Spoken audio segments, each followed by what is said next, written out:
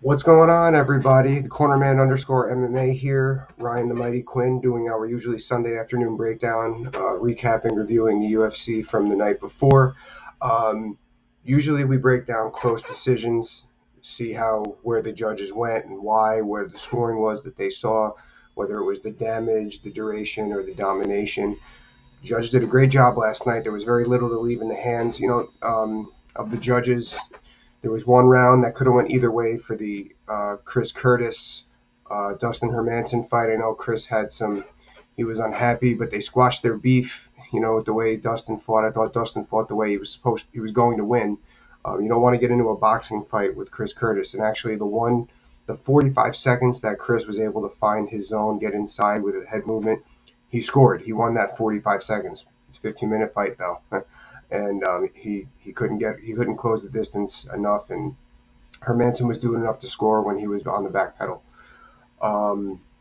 Paddy Pimblett, uh, I haven't really been on jumping on the bandwagon to uh, comparing Paddy Pimblett so much with Conor McGregor the way everyone else has. I think that it's just because he's the European fighter with little charisma, but the charisma is a little different. He's a little bit goofier. He said himself, "I'm such a goofy bastard when I'm fighting." I thought that was pretty funny.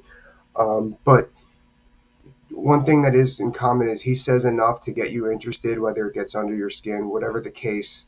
But then he always does something really right. And let me tell you, aside from that, was a fantastic setup from the choke to the knee. I would have never thought of that. That's extremely diverse in this game we call mixed martial arts. That was awesome. That's something that I would fall victim to. But the talk, I'm my sympathies to you and your friends about your friend that passed away, Patty. You're probably never going to see this, but um, your talk about mental health after the fight and don't be scared, don't be afraid. It was right on. We all have our little quirks. I know I have some anxieties that I deal with in a certain way, and I thought that was fantastic. I think that everyone could get behind that. Great job. Um, Still would like to see him fight a top 15, but let's stick to last night. Actually, I'd like to see him fight like a Grant Dawson or a Jared Gordon.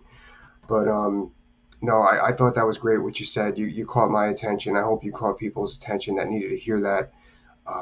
It was great. Now, what are we going to do? First, we're going to talk about Molly McCann, Meatball Molly, and her magnificent performance last night. I know we're used to seeing her do that stuff, but we saw this in a different light last night, particularly with that spinning back elbow. Now, why is that spinning back elbow so deadly for her? When she landed it back in, I think it was March when we were in London, she got that on an opponent coming into her. Not that it's easy. I've never hit a spinning back elbow in my life, but it's a little bit easier when they're coming in. So that's one way to set it up. She set it up completely differently last night, which led to the next strike knocked out Hannah Goldie. First of all, Hannah Goldie had to get the fight to the ground if she wanted to see success, and Molly wasn't giving her any of that. Um, Molly had her up against the fence. They were standing still. It wasn't really like Hannah was giving anything to open up a spinning back elbow, and Molly just timed it perfectly. Strike, strike, strike. Stuck to the boxing. Bam, spin, and she connected again. So that's a weapon that she's now shown that she can hit in multiple different situations. That's very scary. That is very scary. She does it offensively, counter offensively. There's a lot coming with that young lady. She's a lot of fun to watch. She celebrated with the Prez, Barstool Sports, Dave. Forget his last name right now. But let's watch Hannah's fight, and Hannah and Molly's fight, and we're gonna get right to it. All right, so Molly takes the center hard. She's not biting too hard. She's kind of playing with that jab. They're feeling each other out. Oh, there's a little counter combination, but it was missed by Hannah. Hannah backpedaling a little bit. Molly's okay. Nice boxing there by Molly. Lead right to the body, left hook. Nothing really landed, but she let her know. Wow. Molly throws with really bad intentions. Oh, Hannah landed a couple strikes on the flare there, won that exchange. Molly does very well with moving her head after the combination. That's going to be something that she's going to be hitting a lot of knockout punches with, as we've seen, which is another detriment to her boxing. This girl's going to be fun to watch going forward. Lead right missed. Hannah with a left hook. That missed a counter left hook. Still kind of feeling each other out with dropping bombs by both. Left hand landed by McMahon. We're still in the center. Stab jab by Molly. I love how Molly works the body, how that leads to her combinations. Takedown attempted by Hannah. She knew she didn't get it. She backed out. Strikes exchanged. Molly just so good with that jab and coming up top. All right, nice timing. All right, so Hannah went for a nice takedown attempt there.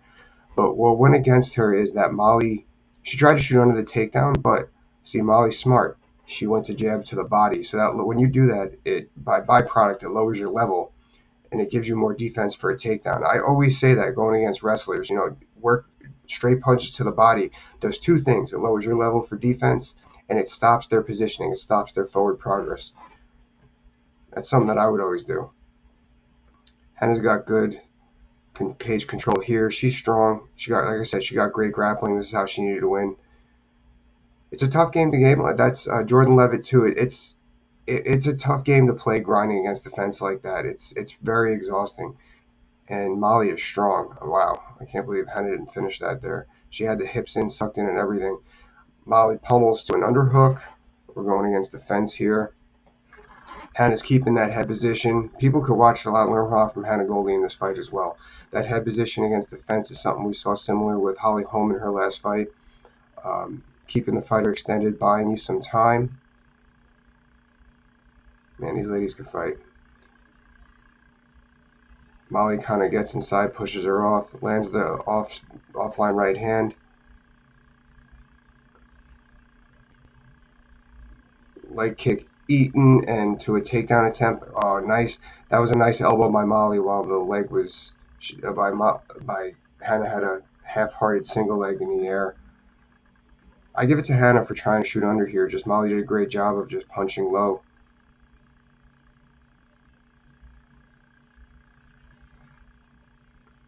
It's a very exhausting fight that you need to win against Molly McMahon.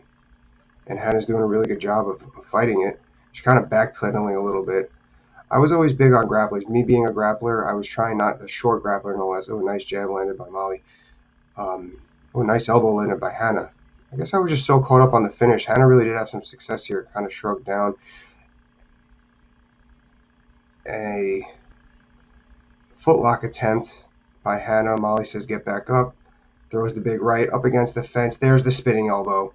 And there's the combination. This is going to end the fight. Hannah shows she comes up a little bit. Fight's over. Yeah. So let's go back to that spinning elbow a little bit. Yeah. Molly says get up. And she leads with a big right hand to cover the distance. It's not really to punch. That was big by Molly. She used that right hand to cover the distance, and that led to the finishing combinations. And then she threw another big right and then came back around with the momentum to the spinning back. So that's how she set that up. That was awesome. That is awesome. That's something I would love to play around with. People can learn a lot from that setup for that spinning right. So she went in with the right hand, and then she used the momentum, and bam. Okay. Now, what I was saying about Hannah, what Hannah could do, or us grapplers in those aspects, it's tough to back up. It's tough to win a fight going back when you're trying to shoot underneath somebody, which, like I said, Molly did a very good job of punching down, punching the body, hiding behind that. That's covers everything. Now, in that, I would always do my best not to back up, not to backpedal, not to give the striker some ground. Using that lateral footwork, like we talked about with Matt Schnell last week. Using that lateral footwork, sometimes going forwards, holding your ground. Great fight by Molly. Now, okay, let's break into what we discussed.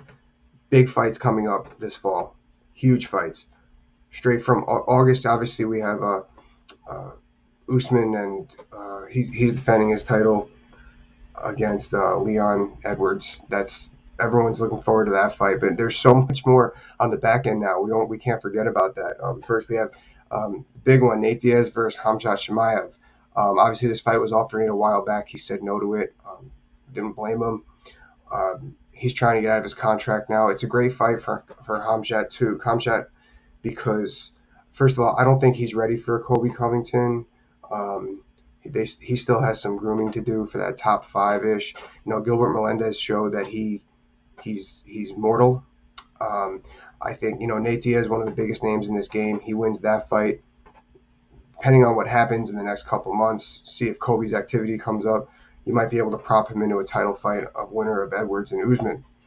Um, I think he's still one more away, but I think that's the route they're going, especially with Kobe on the back burner. Melendez just lost.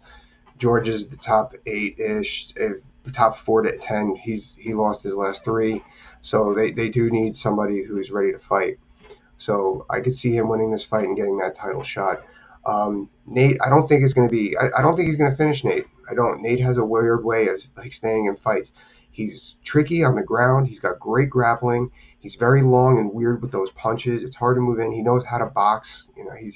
He's going to be good. I think he's going to be able to chew that clock and see the end. So everyone's looking forward to that fight. Then we got Dillashaw and Aljamain Sterling. TJ Dillashaw, Aljamain Sterling for the belt. We've been waiting to see this one again for a while. Really looking forward to that big fight announcement. I think I liked that fight for Aldo. I know Aldo for some reason is getting a lot of heat for his fights with Pietr Yan.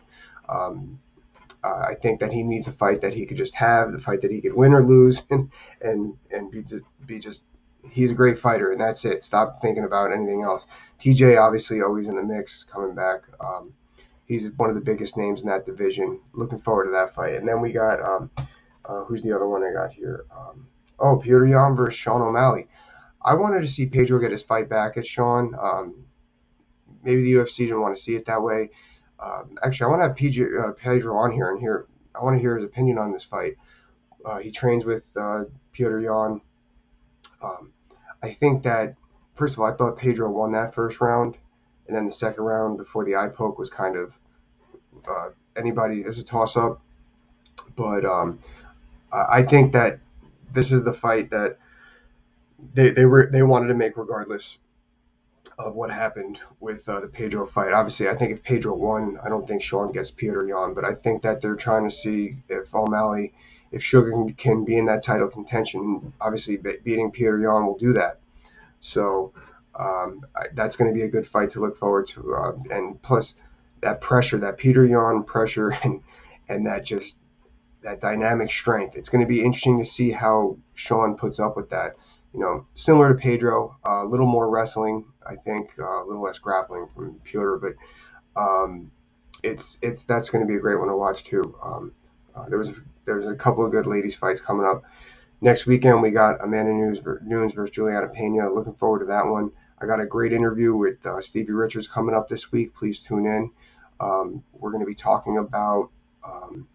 I asked him what he felt about Juliana Pena saying pro wrestling is fake. He gave a great answer about that. I honestly don't like when MMA fighters make fun of pro wrestling. I don't think a lot of them that have done it realize how hard it is, and I just think that people shouldn't judge if they haven't done professional wrestling. But we're going to get into that with Stevie. So looking forward to this week. Also got King Mo coming on the end of the week. He's going to talk about Johnny Eblen. He coached Johnny Eblen to beat Gegard Mousasi. Of course, Mo beat Gegard Mousasi. We're going to talk about the similarities in the fights, as well as his new style of fighting is coming out. He got a new style of combat grappling. I'm very excited to talk to him about. He had my ear about it a little while ago, and something I think I want to get involved in myself. So please tune in. Got a lot of good stuff coming up. Bye, guys.